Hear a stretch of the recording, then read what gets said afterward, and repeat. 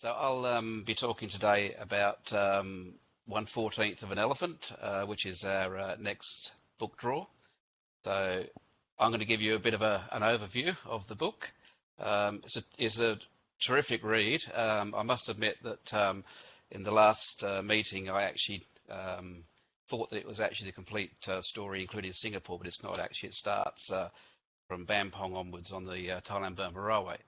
So 1/14th of an Elephant by Dennys Peek was first published 31st of March 2003 by Pan Macmillan in Australia. So 1/14th of an Elephant has been described in many accounts as being one of the most compelling narratives written of the life and the appalling conditions on the Thailand to Burma Railway. It's written in a present tense, and Dennys Peek has been able to capture an array of information from many, many reliable sources to tell this brutal, honest story as his memoir.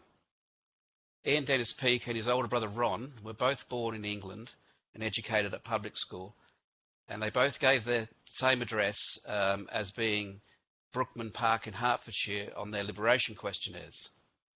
Their parents had interests in Shanghai, where the boys spent most of their school holidays, and on completion of their education, the boys were finally reunited with their parents at Singapore.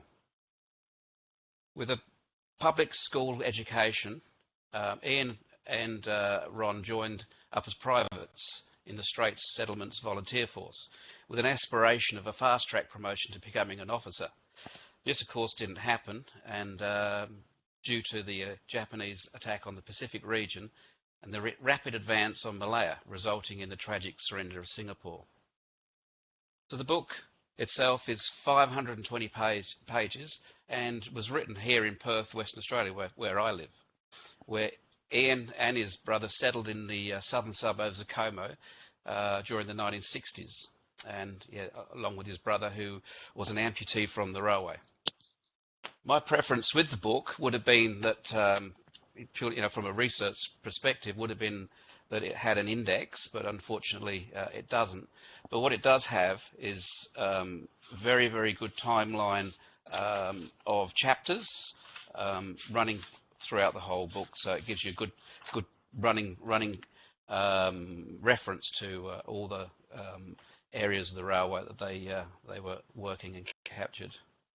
So the author notes he avoided using surnames and used pseudonyms instead, which I agree with his notes that it hasn't affected the narrative in any way. It's a terrific read, it's fast-flowing, and it's extremely informative. In addition, he has also shortened the abbreviations of names and places, which was popular among POWs and widely seen in other publications, so therefore easy to recognise. And it also has an extremely good glossary of terms. The storyline of 1/14th of Elephant does commence on arrival at Bampong in October 1942. Both Ian and Ron travelled to Thailand on a working party from the Great World POW camp, leaving Singapore on the 12th of October under Major John Edward Allen Clark.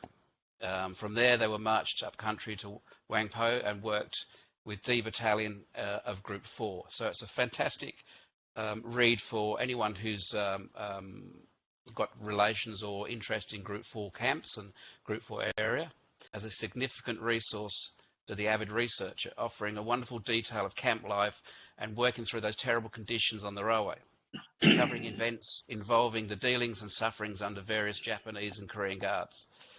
Each chapter holds something for every reader, whether it's at the camps at Wangpo, Tonchen, Kanyu, Hintok, Kinsayok, Tarseo Hospital, Tamuang, Nakhon Pathom, and Nakhon Nayok, and the march up into the interior of Thailand towards Chiang Mai.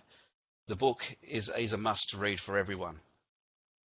On further research, I did actually discover that Dennys Peek wrote this book as a pensioner. He was 84 years old when he wrote the book, and in 2015, unfortunately, he encountered the Department of Veterans Affairs, and he earned too much money in royalties, and it actually affected his pension. So I think that's pretty tragic, that he produced this wonderful book only to be penalised down the track because the Australian government felt he was earning too much money from it. But anyway, that's the book. It's a fantastic read, and I would recommend anyone other than the worthy winner today, anyone else who hasn't read the book, I would thoroughly recommend it. So over to you, Ron. Right, thanks, Martin. Brilliant.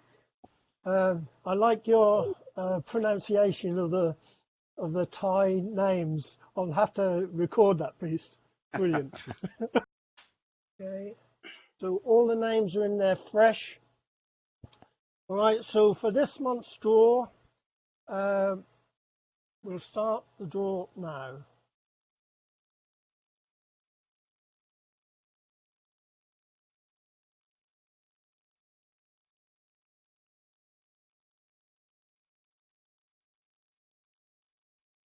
Right, Doreen Cofferty. Okay, so the book will be on the way, Doreen, to you as soon as possible, and hope you enjoy it.